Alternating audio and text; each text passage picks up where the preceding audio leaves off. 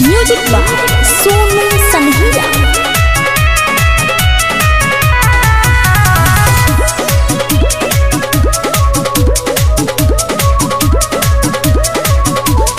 लाखों में एक प्यार है मेरे भाई, होने ना देंगे कभी सुना कलाई।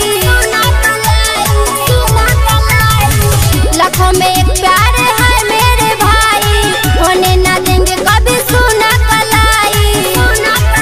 भैया बहाना के बात ना भुलाना, दिल्ली से गाड़ी धोके चले आना।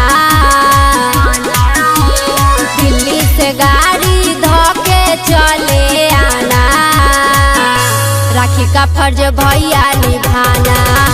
राखी का फर्ज भैया निभाना, कि बहन के प्यार ना भुलाना। राखी का फर्ज भैया निभाना।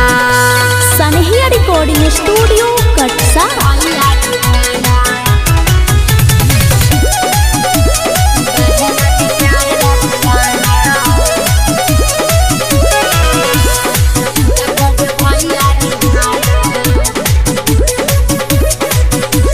सावन के पावन आया त्योहार है, चांदी के राखी लंदन से मंगाए हैं।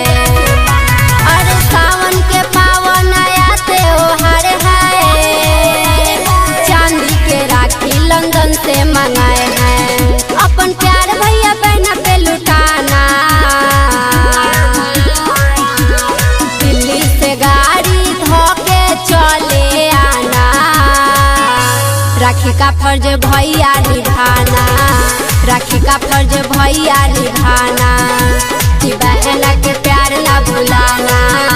राखी का फर्ज भैया निभाना। सनहिया रिकॉर्डिंग स्टूडियो कटसा। भैया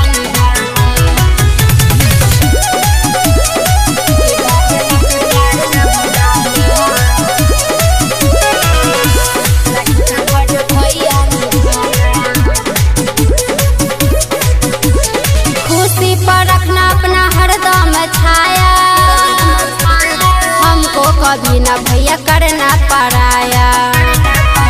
अरे खुशी पर रखना अपना हरदम छाया, हमको कभी ना भैया करना पराया। अरुण अटल भैया हमें ना रुलाना, दिल्ली से गाड़ी धोके चले आना। राखी का फर्ज भैया निभाना।